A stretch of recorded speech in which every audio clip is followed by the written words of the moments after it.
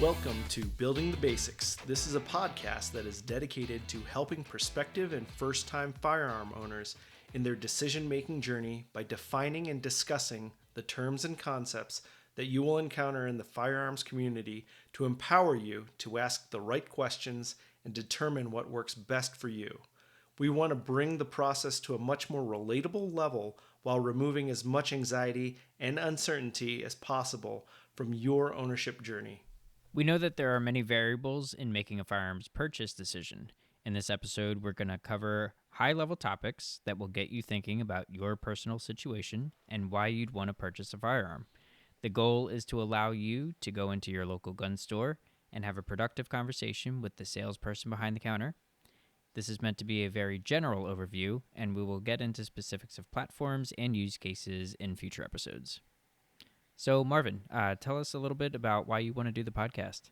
Well, I believe very firmly in the right to self-defense, and crimes can happen quickly. So a firearm or a gun is a preventative measure, like a seatbelt or a fire extinguisher. I've helped a lot of people in their first gun purchase, and I believe that a podcast is being much more efficient in achieving that goal, in helping as many others as possible. A lot of resources out there are perspective-based and based on the experience of the person publishing that podcast. And so my goal is to focus on the individual situation and need as opposed to somebody's perspective. I want to arm people with the tools for evaluating their personal circumstances and preferences to make sure that they make the best purchase decision possible. I see it really as similar to purchasing your first automobile. A lot of people have a parent, a father figure, an uncle, even a mother or an aunt, grandmother, grandfather, who is experienced in purchasing cars, take them to a dealership and teach them how to negotiate, what questions to ask, financing, things like that. And I believe that firearm purchasing is very similar in that regard, where there's a dearth of information and understanding. And so I would like to fill that role in terms of being that guide, not parental figure, but a knowledgeable figure whose intention is truly to help the purchaser make the best decision possible. What about you, Jim? What was the reasoning for you to start a podcast like this with me?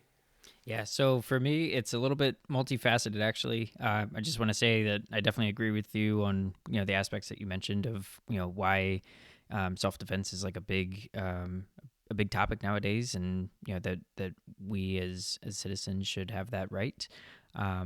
For me, it goes into a few other topics as well. Whereas, like I really enjoy teaching and educating people on the basics of firearm ownership and the shooting fundamentals, especially those who are completely new. Every time that I take somebody to the range, every time that I'm trying to help somebody understand, just the basics that I know that we're going to get into a little bit of discussion, I just really enjoy seeing the light bulb moments go off in their eyes and in their facial expressions, and you can see that things click and they understand what they need to do, what they don't need to do or should not do, kind of in terms of safety and stuff. But there's just a lot of educational pieces that I just really enjoy about it. So next on the list is just how I really want to show how fun the shooting sports are, and that there's an enjoyable hobby aspect that people are able to take a look at without feeling like they need to have, a huge, deep background or a huge, deep, nitty gritty knowledge of everything about a the technical aspects of firearms. And then third, and this kind of just ties it all together, I just want to show that normal, everyday citizens are responsible gun owners, and you don't have to carry a firearm for your job to be capable and responsible with your firearm. I just think that as civilians, as citizens, we can be and we should be um, uh, able to have that right for all of the aspects that kind of you and I mentioned. And I'm really excited to continue the education piece and help our listeners, be responsible and safe gun owners. Awesome. Yeah, yeah, it's gonna be a good time. So Marvin, tell us a little bit about what are your experiences? What are maybe your first purchase? Kind of how did you get into this hobby? Well, I was an infantry marine. I did 2 combat deployments, and so I've had the basic exposure to the standard weapon systems that in a line company has access to. Qualified expert on pistol and rifle multiple times. And I actually got out of the Marine Corps and didn't get my first firearm until 5 years later when my wife purchased my first personal firearm for me as a gift. I purchased my wife a Ruger LC9S shortly thereafter for her, and that's kind of the first stumbling point of my personal firearms journey. And I didn't try it out, didn't know anything aside from the fact that I wanted to get her something small. And what we realized was it was too small, had too much recoil, and it didn't shoot or handle the way that we expected it to because we didn't do that prior to picking it up at the local gun shop. And so the big thing for me is coming out of this was to always shoot or handle any firearm that you're looking to purchase, and to find somebody who has something similar or renting it from the range, just to validate your potential purchase, to validate your assumptions about that particular firearm, before you spend the money to buy it. It was an expensive gun. It was only, I think it was $350, but at the end of the day, it turned into a $350 paperweight. And so the idea again, what you and I had talked a bit about previously was, how can we help others avoid the same mistakes that we have made as we had purchased guns, firearms, in our experience. I mean, it's probably been, I want to say, about 10 years now since my wife had purchased that first gun for me. And funnily enough, it was basically the rifle that I had carried overseas, just the semi-automatic version. And so, it's been a long journey for me, but it's been a lot of fun, and I've really gotten to see different aspects of it. What about you, Jim? Can you tell us a bit about your experiences and your first purchases, and maybe some of the takeaways from those experiences and purchases? Yeah, so I haven't had any military law enforcement experience, so I'm coming at it from purely a civilian's perspective. I actually went to the range for the first time with one of my friends and when his dad back, gosh, man, probably almost 3 decades ago at this point. Not exactly, but I mean, it's pushing 25 years ago at least. And I just remember vividly that first time going to the range, and it was just like a whole new experience. It was, we obviously focused on the safety aspect, especially being, younger kids at that point in time. Um, the father at that point, he was in the Air Force. He's since retired, but yeah, he had been around like he had been around firearms, for his job and everything like that. So he was willing to take his son and myself, and we got to have an enjoyable time. So that was the first actual real exposure to it at the range. But then fast forward probably about a decade, and that's when I took my first actual formal training class. And I didn't know really what I wanted to shoot. I didn't know what I was going to buy. I had no idea at that point.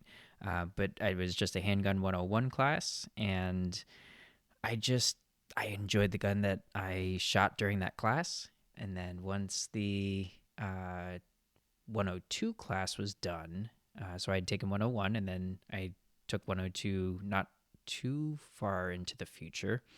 I took the 102 class, then I actually purchased the same model of gun that was in both the 101 and 102 class because I was just comfortable with it.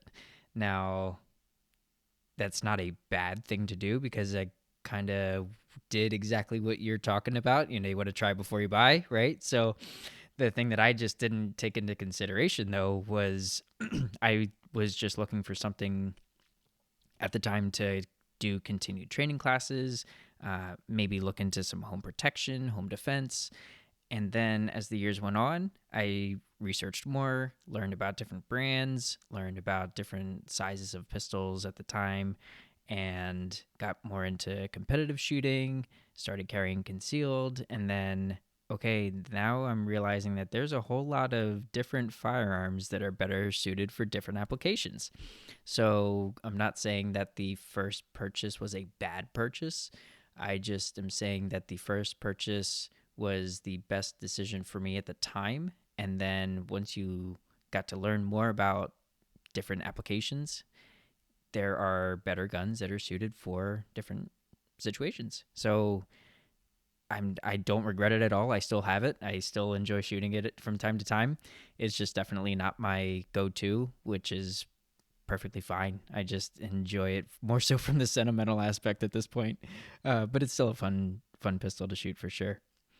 And I think you touched on a lot of things there, Jim, that I think for a lot of first time purchasers, it's something that they may not be considering for future use. So I'm assuming that there are people who are going to have, hey, I want to buy for self-defense. I need a gun to defend my home, or I want a gun to defend my home. I want a gun that I can carry concealed out in public because I work in an area that makes me feel unsafe. Or it's somebody who's just looking to get into the sport. And so I think a lot of first purchases are going to be based on what I would assume to be an immediate need or an immediate desire to meet a certain circumstance. And so, I think what you touched on there is something that great for us to talk a bit more about as we kind of progress in this podcast and talking about, are you looking to purchase something that is going to meet multiple needs, fit multiple scenarios? Do you think you might be interested in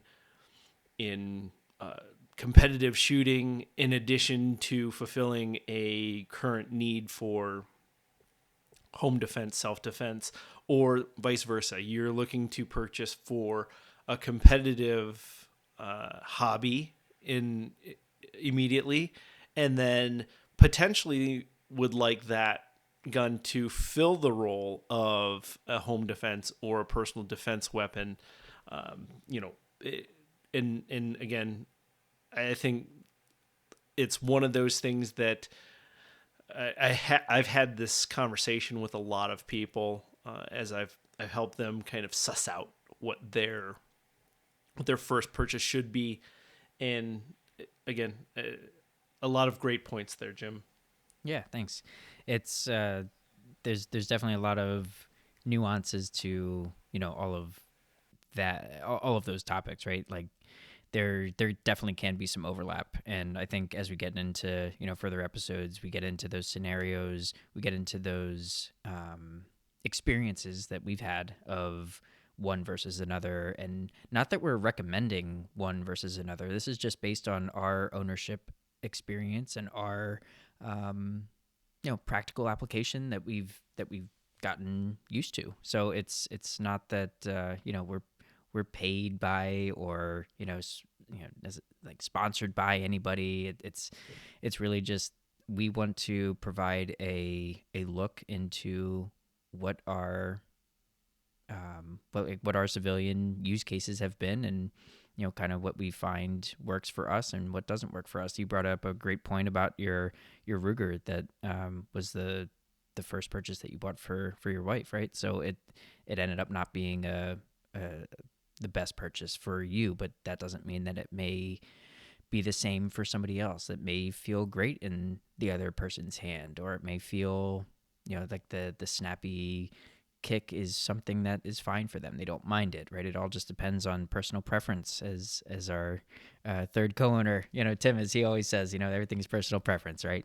So it's really interesting to see how one person may like something, another person may not care, and then a third person may absolutely despise something. It's very interesting to see.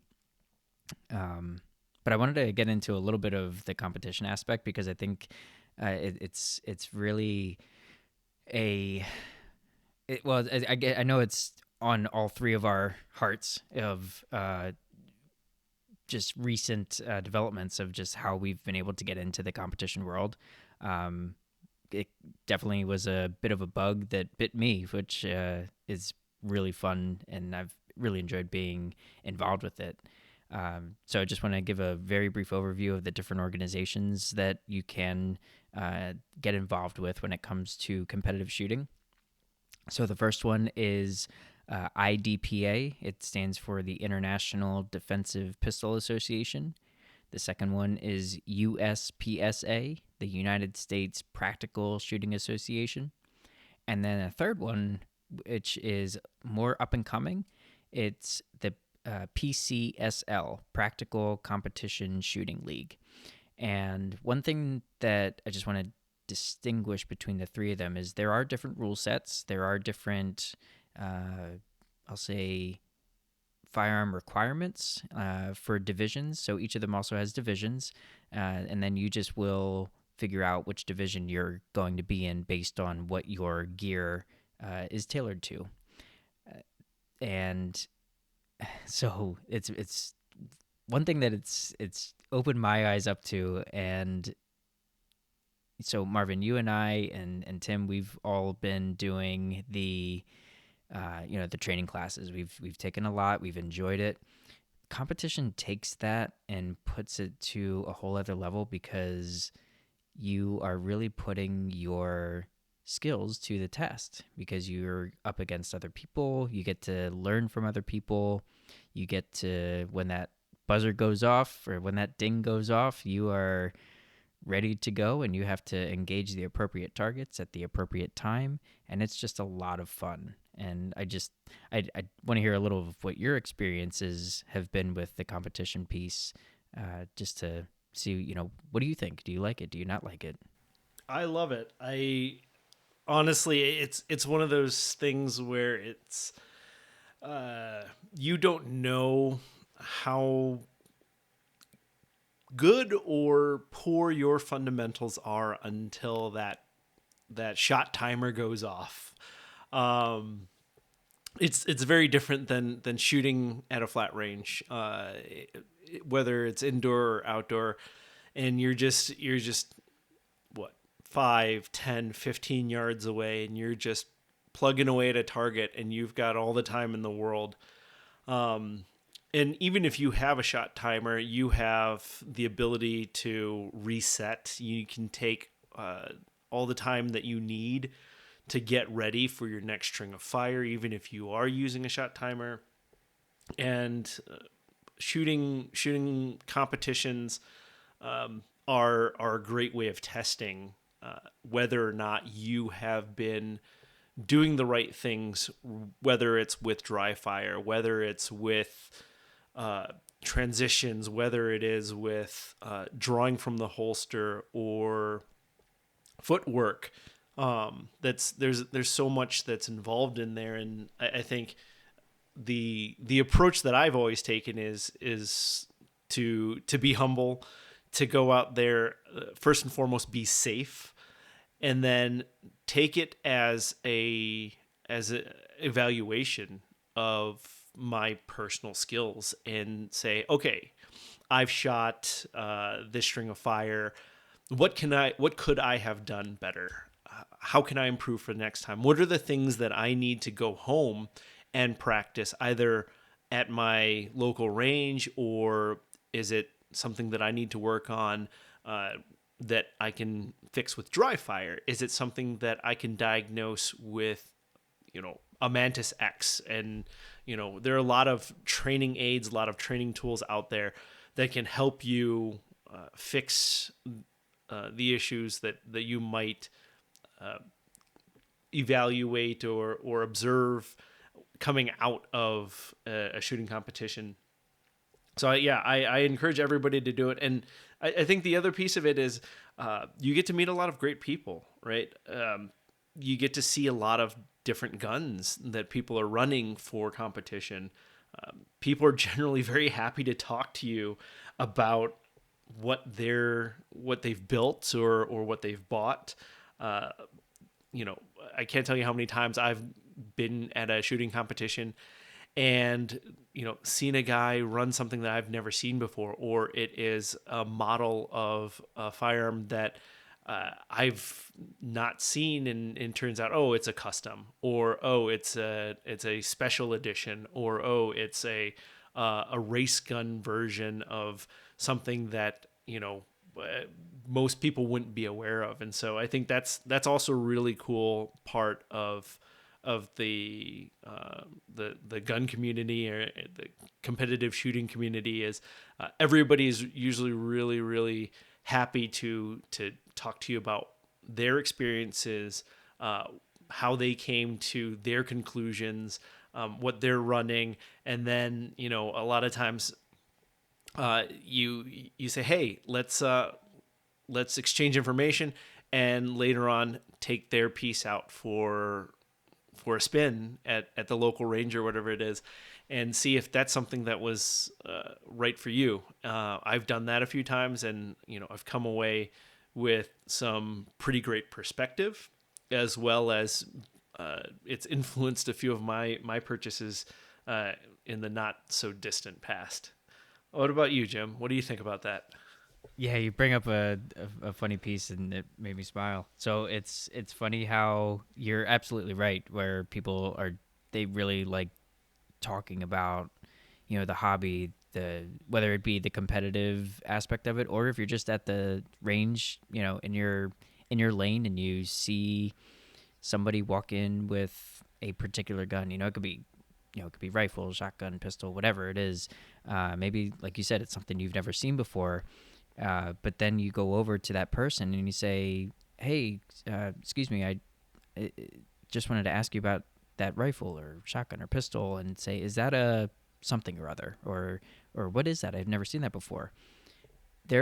I've never encountered somebody who is not willing to talk about their guns.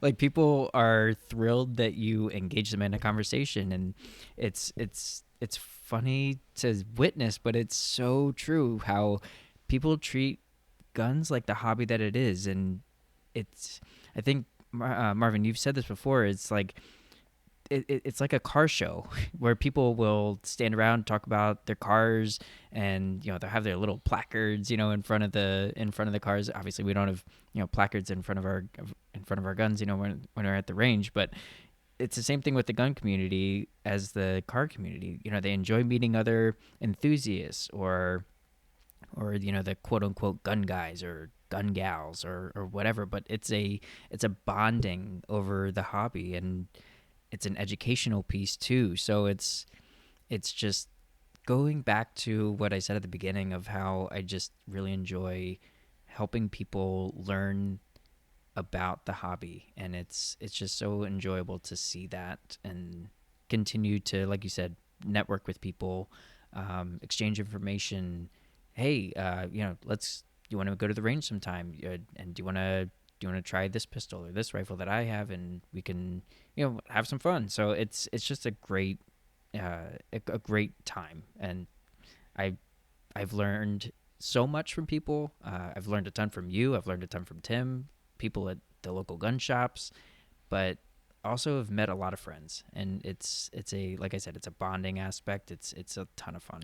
Well, and I think part of it is that when we're talking about the community, right, the gun community, firearms community, a lot of folks will think about the, I guess, the more the caricature that they see on the internet, the Tactibros, or the from a cold dead hands type folks. And I think when you go to the local range and you start going regularly, or you go to a gun store and you go in and you're buying ammo, and you strike up conversation with the salespeople, with other patrons of the store.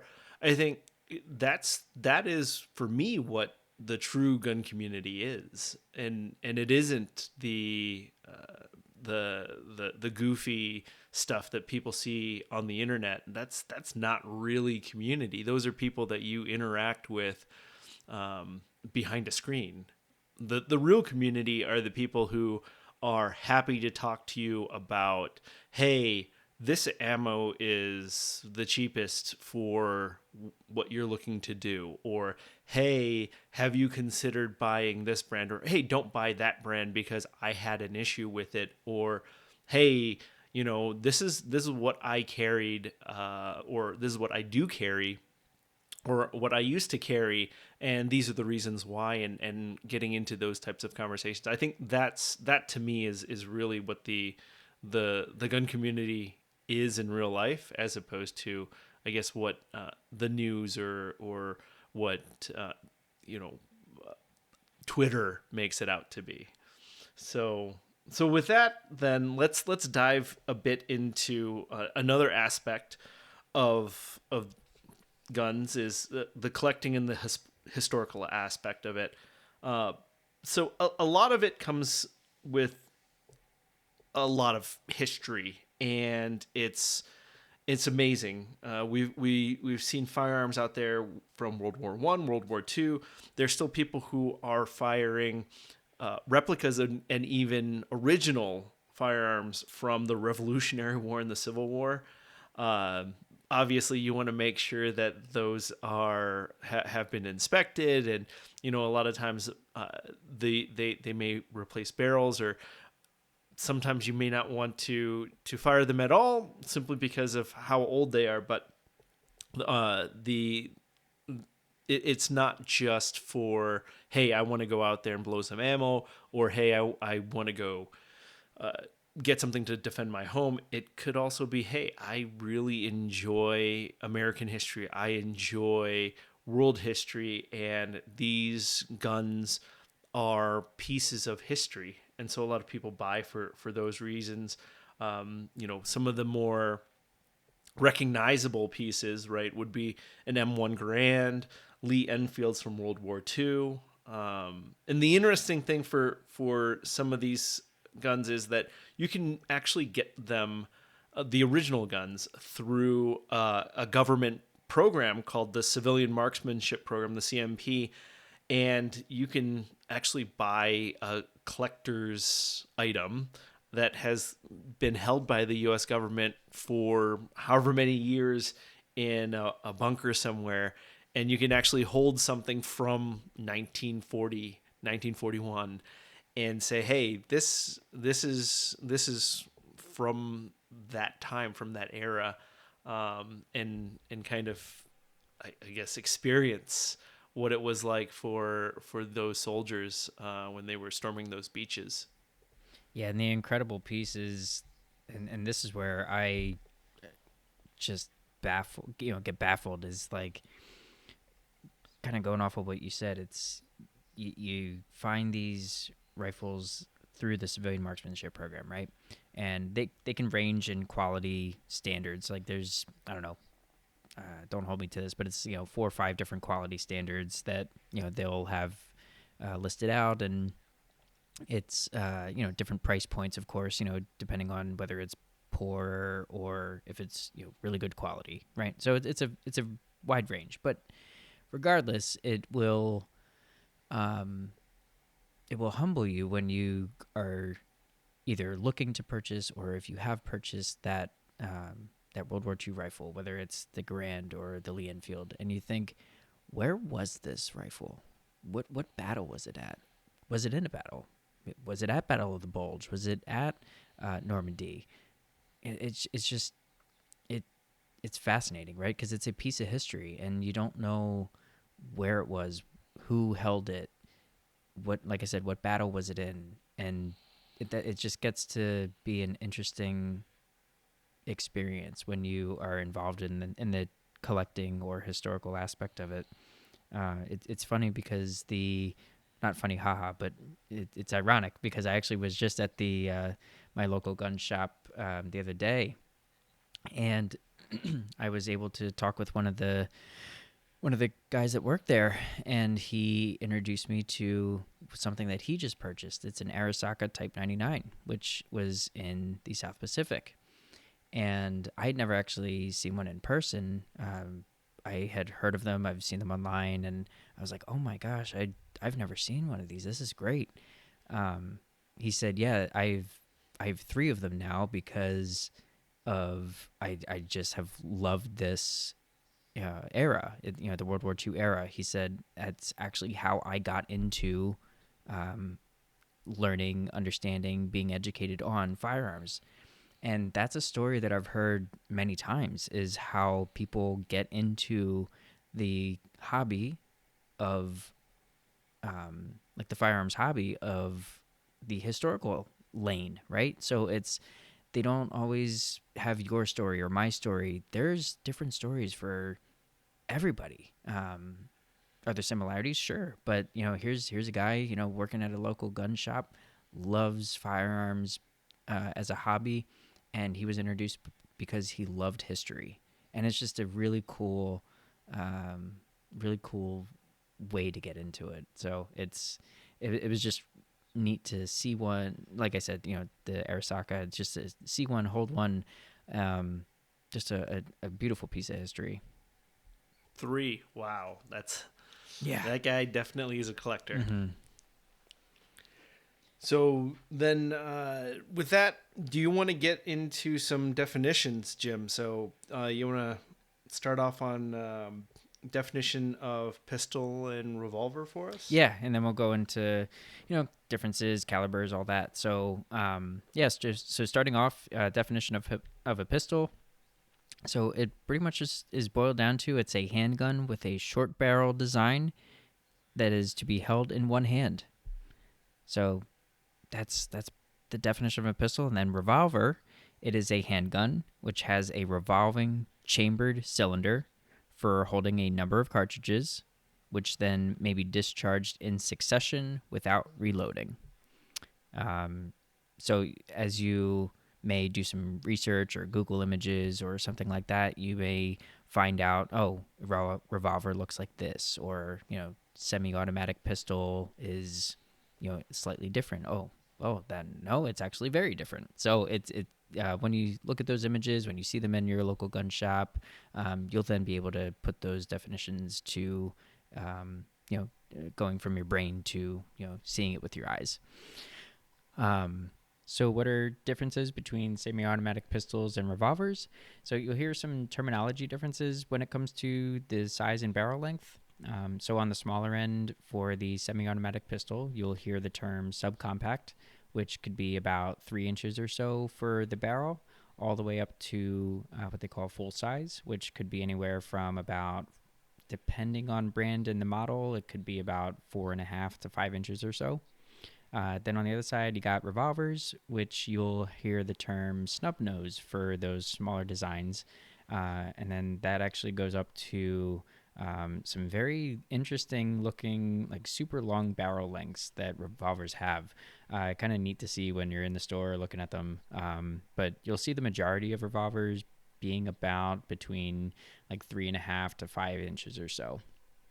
And then semi-automatic pistols are magazine fed versus a revolver, which is fed through a cylinder, as we heard in that definition earlier. There's also what they call 5-shot, 6-shot, or 7-shot revolvers. Just means how many chambers there are in that cylinder for holding those cartridges. And then you'll notice when you look at a semi-automatic pistol and revolver side by side, you'll see that the grip itself is also very different. But we'll talk about that in our All About Pistols episode that we plan on releasing. Then for pistol calibers nowadays, most that you will see in the general public will be chambered in 9mm for all intents and purposes. That's pretty much the standard nowadays. And I use the term standard very loosely. It's not like an actual standard. It's just what you see most of. There are smaller calibers such as the 22 round, which is mostly used for plinking, which is basically just like target practice with low recoil. And then there's larger rounds, which could be like the 40 Smith & Wesson or 45 ACP, which are larger than 9mm. They pack a little bit more of a punch. They have a little bit more recoil, but just for like generic basic definitions, you'll find those 4 rounds as you're on your search. So again, 9mm, the smaller 22, and then the larger 40 Smith & Wesson and 45 ACP. Well, and I just want to point out that for revolvers, they're generally more frequently chambered in 38 or 357, and those are going to be the ones that folks are going to be hearing when revolvers reference. So this is a bit more dated, but Dirty Harry had a revolver, and that was in 44 Magnum, and so from a I guess a pop culture reference, most of what John Wick was shooting was 9mm, and so that's again what folks are gonna find out there most commonly. So thanks for that, Jim. Yeah. So going from pistols, let's go a little bit more into the long guns. So do you want to start with the definition of a rifle? Yeah. So a rifle is defined as a weapon designed and intended to be fired from the shoulder to fire a single projectile through a rifled bore for each single pull of the trigger. So a semi-automatic rifle in this case. So there are a lot of different rifle types. What a lot of people are going to be familiar with would be your standard hunting rifle, which is a bolt action. Your lever actions, which you see in your cowboy shows where they shoot and then they have to actuate a lever. And then your semi-automatic rifle, which basically is your standard AR-15. So you don't have to actuate a lever or actuate a bolt to get the next round ready to be fired. You just pull that trigger, let go of that trigger, and you pull that trigger again. Very similar to how pistol and a revolver operate. There are manual versus self-loading. So self-loading again is semi-automatic. Manual loading is what the bolt action and the lever action would be considered. And then I had already talked about the AR-15, but another popular semi-automatic rifle that a lot of folks may be aware of would be the AK variant, most commonly the AK-47, which is stands for Automat Kalashnikov, so an automatic rifle made by a gentleman with the name Kalashnikov who invented it. What you're going to find in the U.S. are semi-automatic versions, again, of the AK-47 or AK variant. The AR-15, I talked about what what AK stands for. AR-15 stands for Armalite rifle. That was designed in the 1950s. So Armalite was the first company that actually sold that style of rifle, and so AR stands for Armalite rifle. Some common calibers that folks will find for rifles would be, again, you'd spoken a bit about it previously, plinking ammunition 22, intermediate cartridges, which would be what a lot of people are going to hear, 223 or 5.56 or 5.56 NATO, which is what AR-15s are generally chambered in. Hunting calibers would be 308 Winchester, also known as 7.62 NATO, as well as 30-06. And then finally, you've got your pistol caliber carbines, also known as PCCs, and those are rifles that are chambered in 9mm. So you'll see a rifle with a 9mm magazine sticking out the bottom of it. And that's generally what you'll see. A lot of that is in competition shooting. It's growing in popularity with regard to home defense. So that's rifles in a nutshell. So let's move on to shotguns. Jim, you want to do the honors on this one? Sure. Yeah, so shotgun, the definition of that is going to be a weapon designed or redesigned and intended to be fired from the shoulder using a shotgun shell to fire through a smooth bore, either a number of projectiles such as bird or buckshot, or single projectile such as a slug for each pull of the trigger. So again, just want to emphasize, so each pull of the trigger means, just as with the pistols, revolvers, and semi-automatic rifles, same thing here. One pull of the trigger means one pull of the trigger means one round going downrange. So we'll get into three different types of shotguns. You have break action, which kind of the pop culture reference for any of those folks who know Elmer Fudd. That would be the type of shotgun that he uses when he's hunting wabbits. So then you got the pump action, which is something that you have to rack every time. And then you have the semi-auto shotgun, which is magazine fed. Getting into calibers, you have 12 gauge and 20 gauge. So 12 gauge in our purposes now is going to be considered the standard in the shotgun industry, or in the shotgun family of how I said earlier, 9mm is kind of the standard that you're going to see with pistols. Well, 12 gauge is going to be the kind of standard that you see with shotguns, pretty much just because it's what you're going to encounter overall in the vast majority of shotguns at their local gun shop. And then the 20 gauge is going to be lighter recoil. It's for smaller folks in stature or those who may be recoil sensitive. However, there are also low recoil 12 gauge rounds that also exist, which gives you a little bit of the pros of both the 12 gauge and the 20 gauge. You just get a little bit less of the kick that the 12 gauge would have. So then getting into the types of shotgun rounds, you have birdshot, which is small pellets, and then there's also with that there's the light recoil that's good for practice.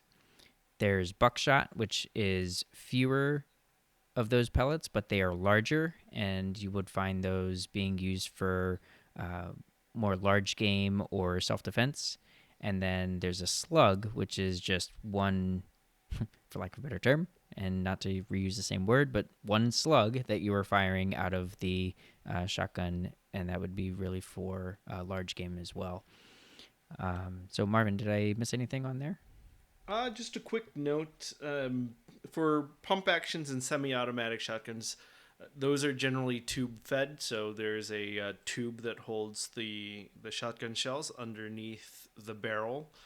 And then you are it is possible to find magazine-fed semi-automatics and even magazine-fed pump shotguns out there, but those are generally a bit rarer. So just a point of clarification in case anybody is paying a ton of attention and walks into their local gun store and says, "Hey, I would like a magazine-fed shotgun."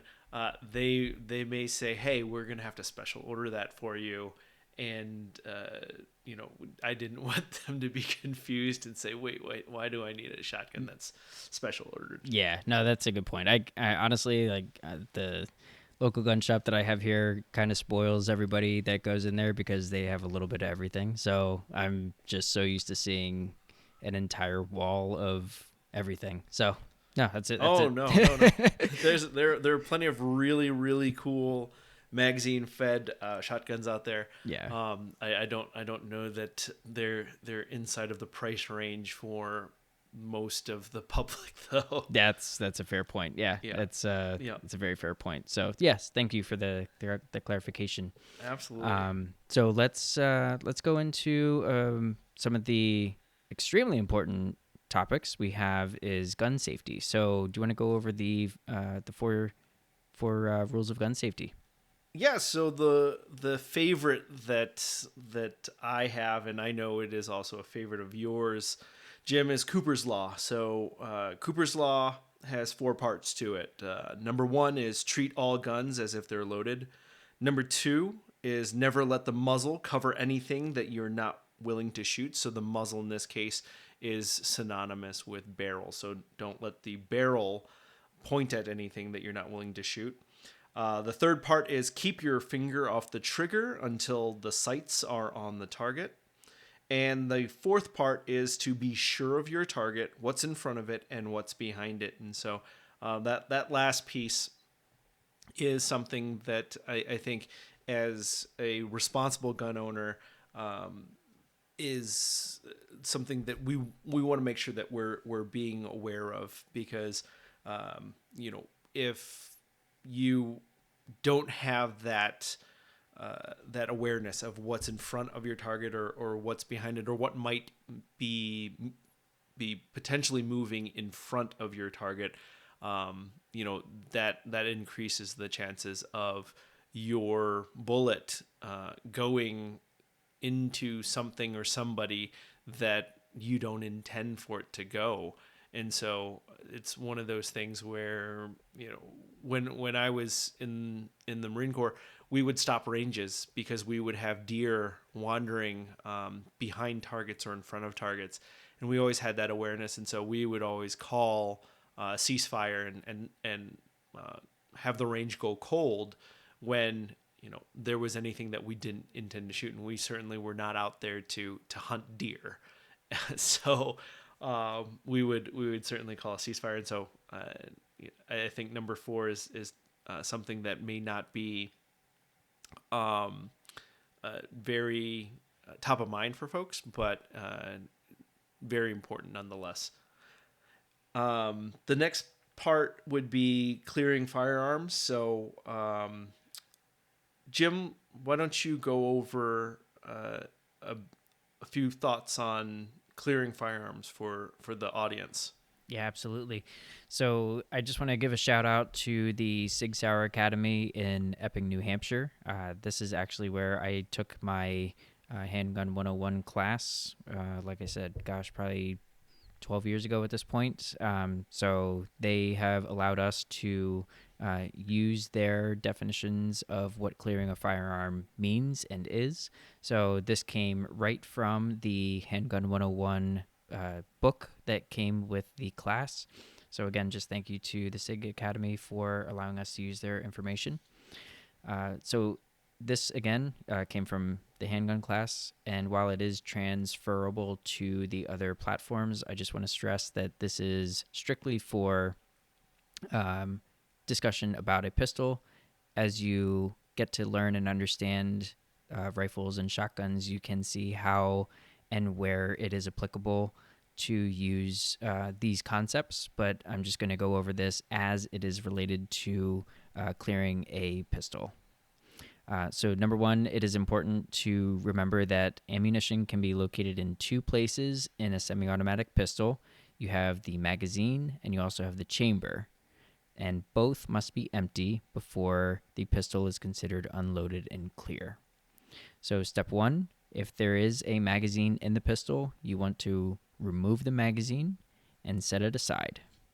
Step two, without blocking the ejection port, you want to rack the slide to eject any cartridge from the chamber that is in there and let it fall to the ground.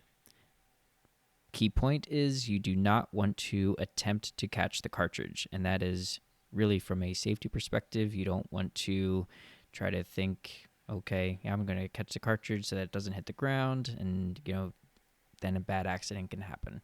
Just let the rack the slide, let the cartridge eject, and let it fall to the ground.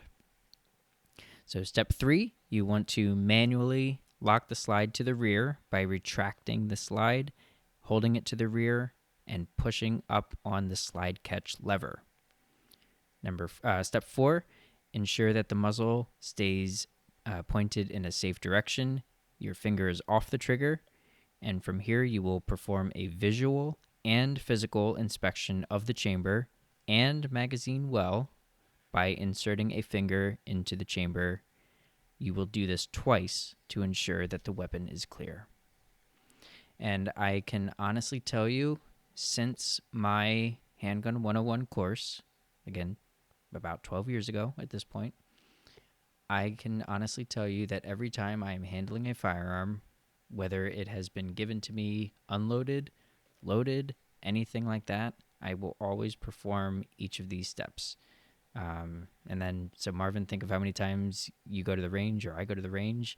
I just want to stress that these steps are key to ensuring that one is handling a firearm, in this case a pistol, safely, and from here you will have no issues with safety as long as you're following this. And I think a big piece of it would also be to not rush.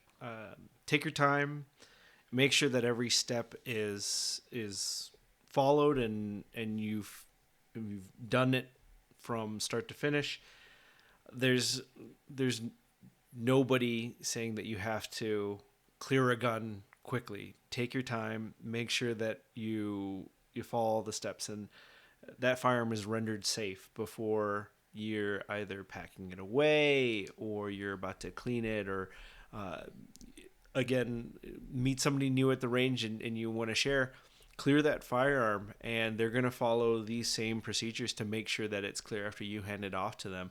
And so, again, part of being a responsible gun owner is just knowing how to be safe and then making sure that you're following all of those steps every single time. Yeah, excellent point. Good stuff. So Marvin, we've got a couple topics left, so I'm gonna just ask you to talk on safes and storage. Sure.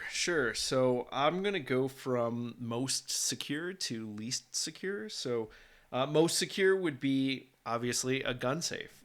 You can get them in a bunch of different sizes. I've seen ones that are small enough to hold a single handgun that sit on a dresser drawer somewhere or in a cabinet. I've seen ones that are entire rooms where they look like a bank vault. Gun safes have locking mechanisms, and a lot of them are combination. Some of them are use a key. Some of them are biometric, meaning they require fingerprint access. Some of them have keypads, but the common thing for all safes is that they're very, very tough to break into, and they require some sort of key, fingerprint, number combination to get into them. Next would be locking containers. So a locking container would be like a lockbox or cabinet, and so I think a lot of folks would be familiar with like a tool cabinet at work. They're made out of sheet metal. They lock with a simple key. They have a twisting handle generally.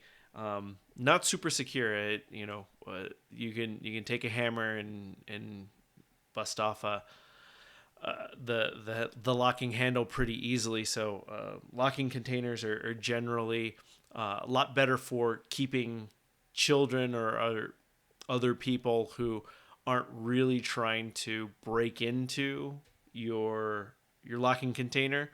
And then finally, you've got a gun case with a padlock. So all new guns come with gun cases.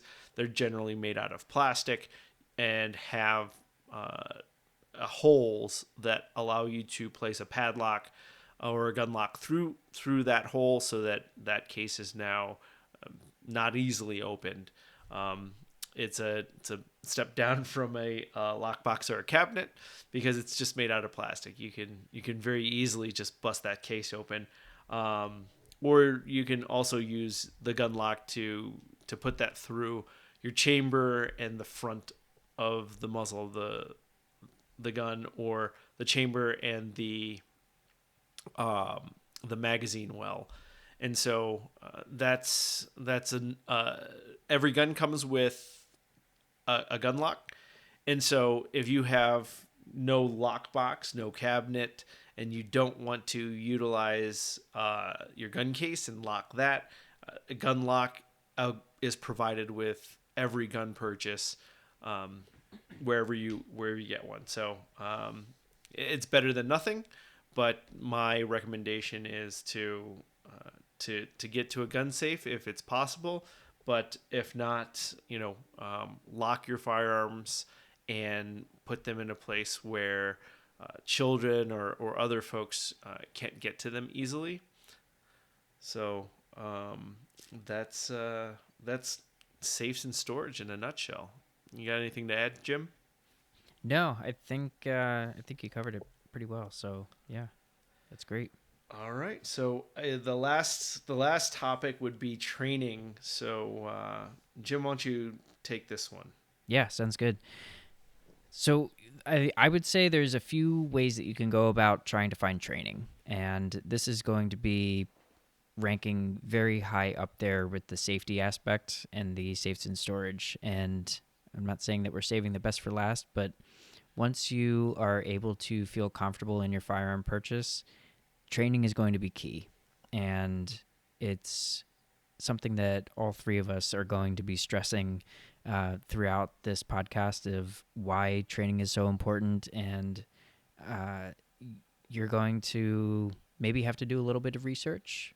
Hopefully, it's not going to be an arduous process for you, but finding quality trainers is going to be of utmost importance.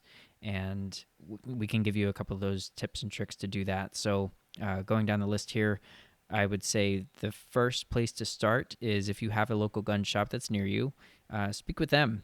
Ask them, do they have either training classes at their facility where there's certified instructors?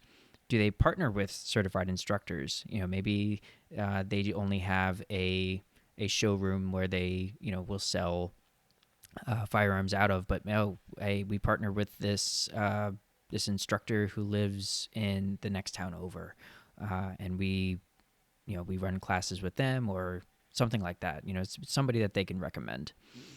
Second, you can call around, see what kind of reviews there are of instructors in in your area, and where would you find that? You'd probably find on Google or whatever your preferred method of doing online searches are.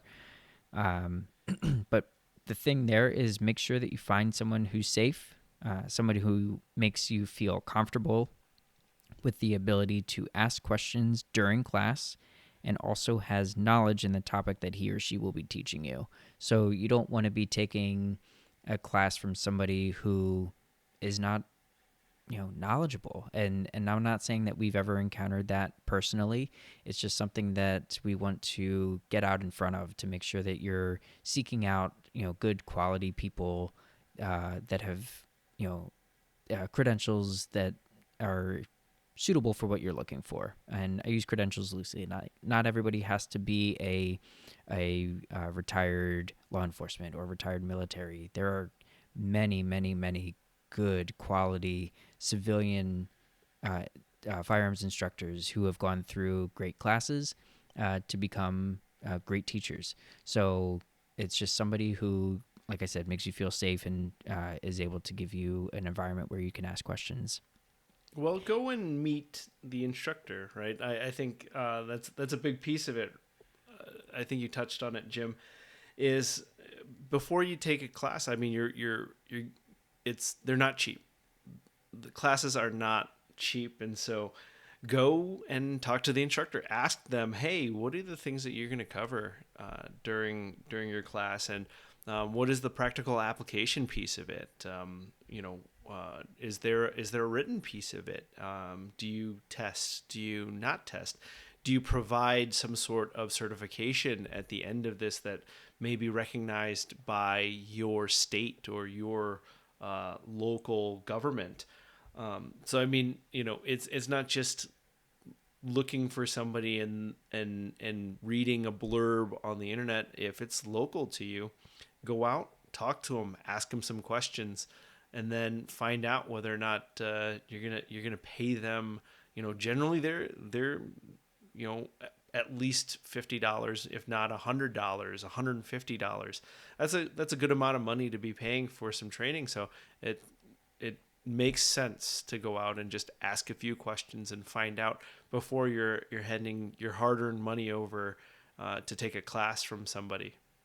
Yeah, that's a really good point. And I can't imagine that there's anybody out there that would be a firearms instructor that would ever turn down an invitation to talk to somebody about their course that they would be teaching. So this kind of goes back to what Marvin and I were saying earlier of how people really like to talk about their hobby. Well, if you're going to talk to an instructor, I bet you that the instructor will be glad to talk to you about the class that he or she will be teaching in order to not only have somebody in his or her class, but also just somebody that is willing to learn. If you're a prospective student, they're gonna want to make sure that you're gonna get what you need out of that class. And there are times when the person uh, may not be teaching what you are needing, and they may say, "Oh, I don't think my class is going to give you what you need. Talk to this person, or let me give you somebody who is going to steer you in the right way." Like that it just continues what we've been kind of harping on, is that this is that once you kind of understand the community, people are extremely nice and they want to give you what you need in order to be a responsible and safe gun owner. And then the last piece, it kind of goes with the searching online, but this is a really cool, continuously growing site. It's called shootingclasses.com. And we are going to put this in our little episode blurb, but it is constantly growing, like I said, and it houses the classes and instructors in different levels of training, and you can search for classes or instructors within your state or another state, but it breaks down from beginning to or not beginning, but from beginner, to advanced classes or concealed carry classes or home defense classes of, kind of what is the goal of that class. So you can search, try to find a class, whether it be in your area or maybe you want to go travel. You can find classes that are in other states. So it's a really great resource, and the three of us, we've been able to take classes from people who are hosted on that site. We've had extremely wonderful experiences with them. So we've had personal experience with that site and using it, and the instructors that are hosted on there. So definitely encourage you to do any of those methods. And we look forward to continuing all of these topics in greater depth because, as we said at the beginning, this is just supposed to be a brief overview of a lot of the high-level topics that we wanted to cover. But Marvin, anything that you'd like to add before we close out? Uh, well, I just wanted to thank the listeners who've made it to the end of the episode, and I know that we've been very, very general up to this point around guns and what all of the terms are. And honestly, this episode is really meant as a primer in case you are needing some just general information to go and make your first purchase. But to give a flavor for the listeners on what future episodes are going to be. We're going to dive more into pistols. We're going to talk about the brands, the price points, size, and then do the same for shotguns and rifles, and then also dive into topics like concealed carry. What are the methods that are out there? What can people expect? How do people carry today? I think depending on your age, right, you might have a very different understanding of what concealed carry is from the 1980s under armpit holsters, right, to appendix carry today. So looking forward to diving into a lot of these, and then even further out, we're going to be doing some interviews, right? We're going to be talking to some folks in the industry who own companies that make holsters, they make rifles, they make pistols. We are going to be interviewing people who work at a gun store, and what are some of the tips that they might have and what to look for, and then just continue to build on that. And obviously we're going to have some email addresses that are going to be posted in the show notes, so that if anybody wants to give us feedback, we also welcome feedback. What do you want us to talk more about? What do you want us to talk less about? What are things that you like about our format? What things that can be changed or improved?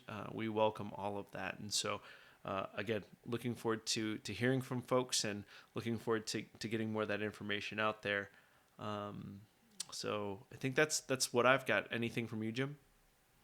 Yeah, I agree with everything that you said. I'm looking forward to continuing this for future episodes, and we are going to have a lot of fun with it. I know that we've got a lot of great ideas. We got a lot of great interviews that we'd like to do, so it's going to be a fun time. We do want to encourage, like Marvin said, we want to encourage you to please give us feedback. If you care to continue to listen to us, feel free to like and subscribe, and we will get our next episode out hopefully within a few weeks, and we look forward to, again, getting a little bit deeper into these topics. So thank you for listening to our first episode here, with many more to come.